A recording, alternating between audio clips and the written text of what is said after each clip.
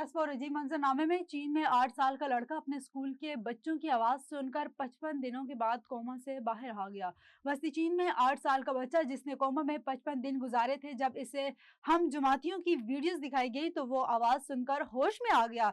सुबह हन्नान के युयांग से ताल्लुक रखने वाला बच्चा लियू चेस्की गुज़श्ता साल नवंबर में एक कार हादसे के बाद कोमा में चला गया था। हादसे में इसकी दिमाग को शदीद नुकसान पहुंचा और फेफड़ों पर चोटें आई। अमेरिका में एक शख्स को इनके वालिद की लॉटरी का टिकट तोहफा देने की रवायत ने $1 लाख का इनाम जितवा दिया। अमेरिकी रियासत ओहायो के शहर कोलंबस से ताल्लुक रखने वाले एक शख्स जिसका नाम जाहिर नहीं किया गया ने बताया कि इनके वालिद की क्रिसमस पर लॉटरी के टिकट तोहफे में देने की रवायत ने इनके $1 लाख का इनाम जितवा दिया। इनाम जीतने वाले खिलाड़ी ने बताया कि इनके पहले $10,000 का इनाम निकला, लेकिन बाद इसी ही टिकट पर $10,000 के मजीद इनामात निकले।